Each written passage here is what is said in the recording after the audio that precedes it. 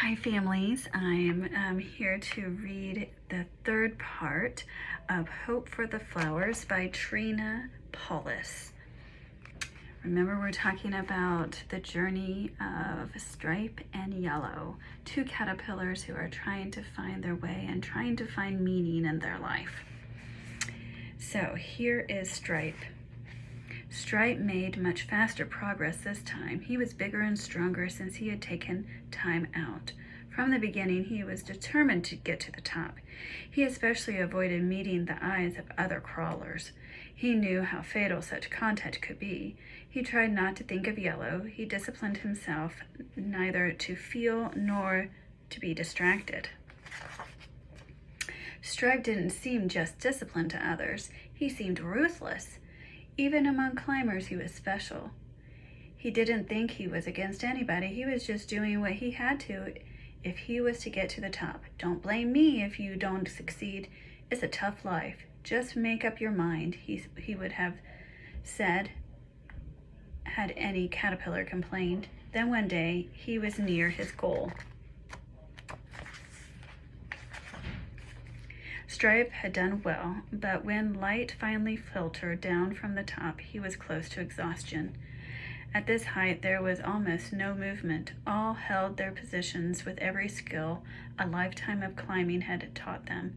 Every small move counted terribly.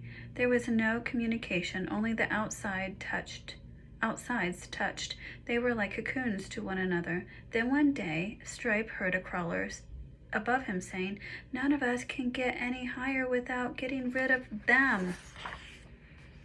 Soon after, he felt tremendous pressure and shaking. Then came screams and falling bodies, then silence, lots more light and less weight from the top. Goodness. Stripe felt awful with this new knowledge. The mystery of the pillar was clearing. He now knew what had happened to the three caterpillars. He now knew what must always happen on the pillar. Frustration surged through Stripe, but as he was agreeing this was the only way up, he heard a tiny whisper from the top. "There's nothing here at all." It was the answer by another. "Quiet, fool. They'll hear you down the pillar. We're all where they want to get. That's what's here." Stripe felt frozen. To be so high and not high at all. It only looked good from the bottom.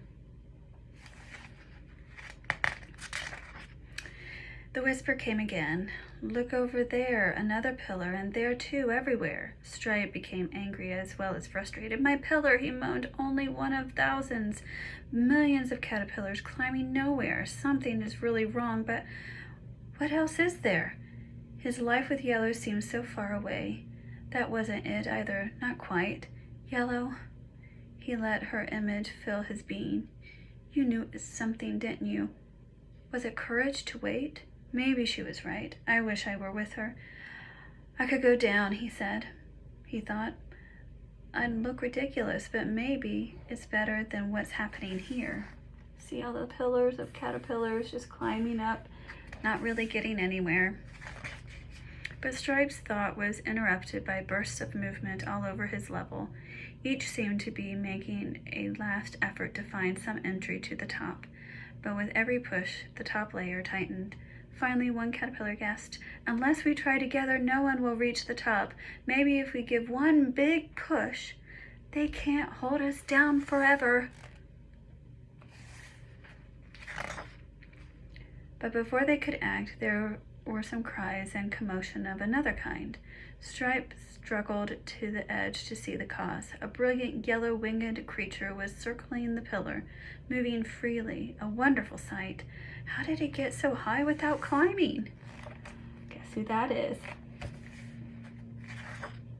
When Stripe poked his head out, the creature seemed to recognize him. It extended its legs and tried to grab him. Stripe caught himself just before being pulled out of the pile. The brilliant creature let go and looked sadly into his eyes. That look activated excitement Stripe hadn't felt since he first saw the pillar. Words from the past returned. Butterflies alone. Is this a butterfly? And what did it mean? The top, They'll see. It was all so strange and yet like it was supposed to be. And those eyes with the look of a yellow. Could it be?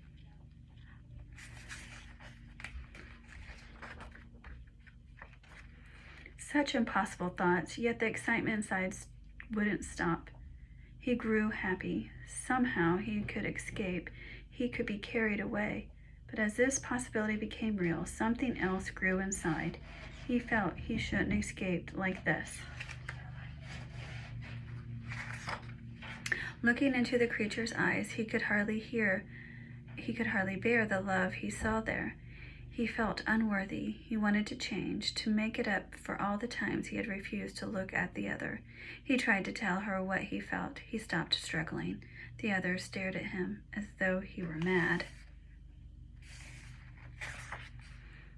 Chapter 5.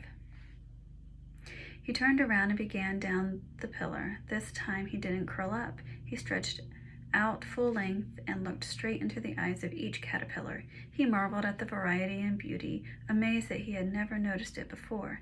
He whispered to each, I've been up. There's nothing there. Most paid no attention. They were too intent on climbing. One said, It's sour grapes. He's bitter. I bet he never made it to the top.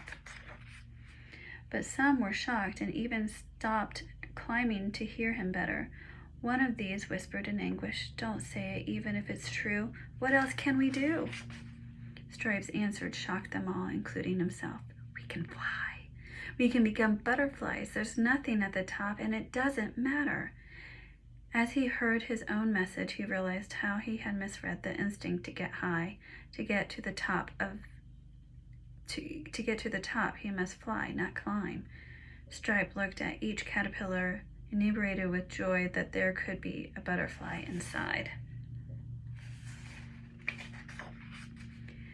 But the reaction was worse than before. He saw fear in eyes. They didn't stop to speak or listen. This happy, glorious news was too much to take, too good to be true.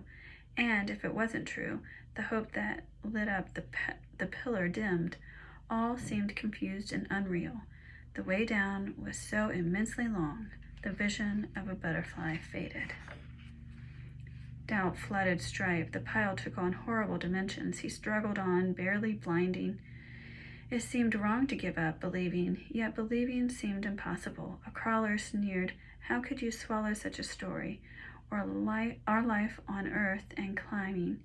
Look at us worms. We couldn't be butterflies inside. Make the best of it and enjoy caterpillar living. Perhaps he's right, sighed Stripe. I haven't any proof. Did I only make it up because I needed it so much? Very dark. And in pain he continued down, searching for those eyes which would let him whisper, I saw a butterfly. There can be more to life. One day, finally, he was down. Tired and sad, Stripe crawled off to the old place where Yellow and he had romped. She was not there, and he was too exhausted to go further. He curled up and fell asleep. When he finally awoke, he found the yellow creature fanning him with wings of light. Is this a dream? He wondered. But the dream creature acted awfully real. She stroked him with her feelers and most of all looked at him so lovingly that he began to trust that what he had said about becoming a butterfly might be true. She walked a little distance away, then flew back. She repeated it as if he should follow. So he did. They came to a branch from which hung 2 torn sacks. The creature kept on inserting her head and then her tail into one of them. Then she would fly to him and touch him. Her feelers quivered, and Stripe knew she was speaking. He couldn't make out the words, and slowly he seemed to understand. Somehow, he knew what to do. Stripe climbed in again. It got darker and darker, and he was afraid, and he felt he had to go on. Everything and yellow waited. And one day, he became a butterfly. Hope for the flowers. Butterflies, the gift of each person, uniquely made in the image of God. Beloved, you are made in the image of God and beautifully and wonderfully created.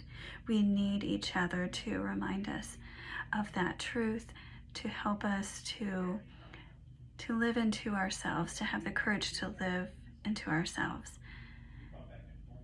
Being a butterfly is what you were meant to be. Be you, be true, and know that God loves you, and so do I. Be well.